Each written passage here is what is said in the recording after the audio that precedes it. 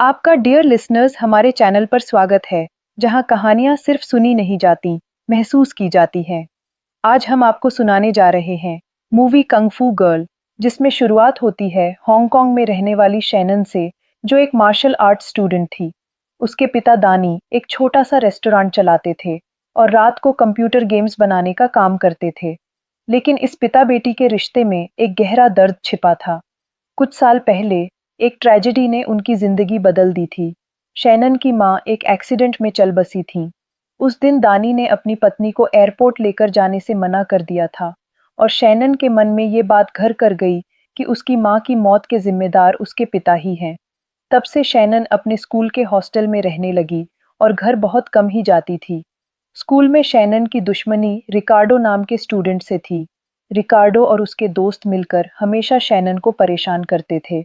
एक दिन उनकी गैंग ने शैनन के पिता के रेस्टोरेंट में खाना खाया और बिल देने से मना कर दिया। जब शैनन ने उन्हें पैसे देने को कहा, तो रिकार्डो ने गुस्से में पैसे जमीन पर फेंक दिए। अगले दिन स्कूल में बदला लेने के लिए रिकार्डो ने शैनन की दोस्त के भाई को धक्का देकर उसका खाना गिरा दिया। शैनन के दोस्तों ने उसे ये सब नजरअंदाज करने की सलाह दी, लेकिन शैनन इतनी आसानी से हार मानने वाली नहीं थी। वो सीधे जाकर रिकार्डो की टोली के पास बैठ गई और उनकी थाली से खाना खाने लगी। गुस्से में रिकार्डो वहां से चला गया। बदले की आग में रिकार्डो ने शैनन के सारे कपड़े खराब कर दिए। हर रोज वो अपनी गैंग के साथ मिलकर शैनन को किसी न किसी तरह परेशान करता। कभी उसे गिराकर, कभी उसके खाने में कुछ मिलाकर, कभी बेवजह उस पर हंसकर। शहर में एक दुकान के बाहर कुंग-फू के मुकाबले हुआ करते थे। शैनन को पता चला कि रिकार्डो को अब तक किसी ने नहीं हराया था। उसने सबके सामने रिकार्डो को मुकाबले की चुनौती दे दी। शर्त यह थी कि अगर वो जीत गई तो रिकार्डो को स्कर्ट पहनकर घूमना होगा, और अगर रिकार्डो जीता तो शैनन को बाल कटवाकर मर्दों जैसे कपड़े पहनने होंगे। मुकाबला शुरू हुआ और जल्द ही साफ हो गया कि रिकार्डो शैनन से ज्यादा ताकतवर था। एक मौके पर उसने शैनन के पेट पर वार कर दिया और शैनन मुकाबला हार गई। हार मानकर उसने अपने बाल काट लिए।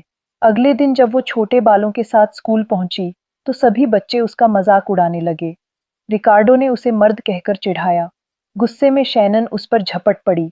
टीचर ने उन्हें अलग किया और शैनन को प्रिंसिपल के पास भेज दिया। प्रिंसिपल ने दानी को फोन करके शिकायत की। उसी दिन दोपहर में कुछ लड़कियों ने भी रिकार्डो के साथ मिलकर शैनन को परेशान करना शुरू कर दिया। शैनन को कंग फू में दिलचस्पी उसकी माँ की वजह से थी। जहाँ दूसरी माएं अपनी बेटियों को प्रिंसेस बनाना चाहती थीं, वहीं शैनन की माँ उसे कंग फू सिखाती थी। उस रात दानी ने शैनन को फोन करके घर आने को कहा। 3 महीने से घर न आने के बावजूद, ना चाहते हुए भी शैनन ने हाँ कर दी। दानी ने एक इन्वेस्टर को भी बुलाया था, जिसे वो अपनी नई वर्चुअल गेम दिखाना चाहते थे। एक ऐसी गेम जिसमें प्लेयर को असलियत में लड़कर जीतना होगा। जब शैनन घर पहुंची, तो दानी ने उससे बात करने की कोशिश की, लेकिन शैनन का व्यवहार बहुत रूखा था। जब दानी ने उसके बालों के बारे में पूछा, तो उसने बहाना बना दिया। दानी ने कहा कि माँ के जाने के बाद से शैनन बहुत बदल गई है, तो शैनन ने उसे ही दोषी ठहराया। इतनी कड़वाहट से भरे शब्दों ने दानी को दुखी कर दिया और वो कमरे से बाहर चले गए।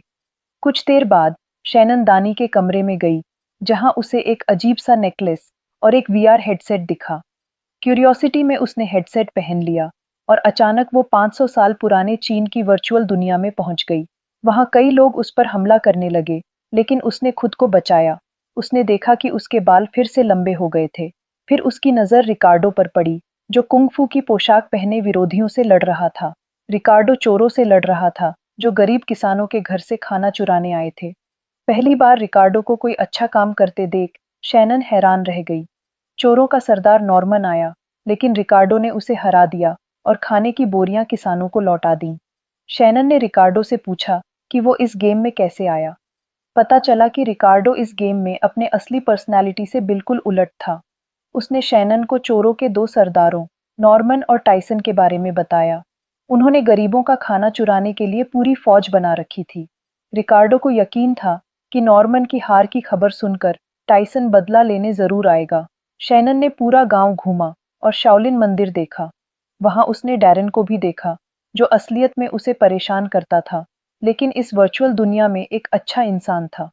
उनके स्कूल का प्रिंसिपल यहाँ मार्शल आर्ट्स का टीचर था। शैनन की मुलाकात गांव के सरदार से भी हुई। एक दिन रिकार्डो बीमार होकर बेहोश हो गया। गांव वाले उसे एक डॉक्टर एरिका के पास ले गए, जो मार्शल आर्ट्स की एक बेहतरीन योद्धा थी। जब रिकार्डो ठीक हुआ, तो शैनन उसे एरिका के साथ गांव घुमाने ले गई।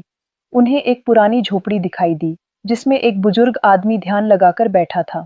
एरिका ने बताया कि ये आदमी उसके पिता हैं, जो गांव-गांव घूमकर चोरों से लड़ते हैं और लोगों की मदद करते हैं।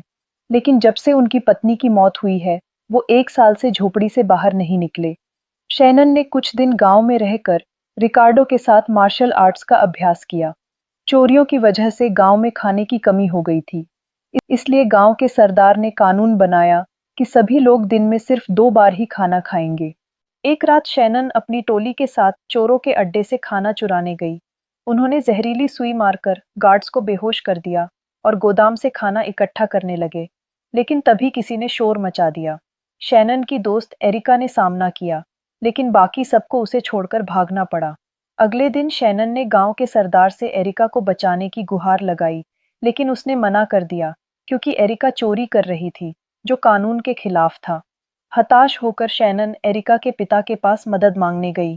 शैनन ने उन्हें बताया कि वो भी अपने पिता को अपनी मां की मौत का जिम्मेदार समझती रही है, जिसके बाद वो झोपड़ी से निकलकर अपनी बेटी को बचाने चला गया। उसने चोरों के अड्डे पर हमला किया और सारे गार्ड्स को हरा दिया। आखिरकार उसने एरिका को बचा लिया। जब टाइसन को खबर मिली कि उसके आदमियों पर हमला हुआ है, तो वो अपनी फौज के साथ गांव में घुसने के लिए तैयार हो गया। शैनन, डैरन और रिकार्डो जानते थे कि ऐसा होगा, इसलिए वो मिलकर रणनीति बनाने लगे। शैनन को यकीन था कि दुश्मन को हराने का कोई तरीका जरूर होगा, क्योंकि आखिरकार ये एक गेम ही तो थी। उसे अपने पिता की टेबल पर पड़ा वो नेकलेस याद आया।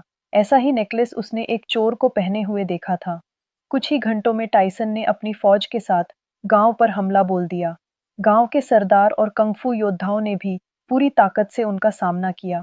शैनन को नेकलेस पहने वो चोर दिखा, लेकिन उससे लड़ते हुए वो मारी गई और गेम से बाहर आ गई। शैनन फिर से हेडसेट पहनकर गेम में वापस गई। असल में उसके पास एक और मौका था, जिसमें वहीं से गेम शुरू हो गई। इस बार उसने चोर को हराकर उसका नेकलेस छीन लिया। जब उसने हार खोला, तो उसमें उसकी मां की तस्वीर थी। नेकलेस की शक्ति से टाइसन के सभी आदमी गायब हो गए। अब सिर्फ टाइसन बचा था, और फिर सबने मिलकर उसे भी हरा दिया। इसके बाद रिकार्डो और शैनन नदी के किनारे बैठे थे।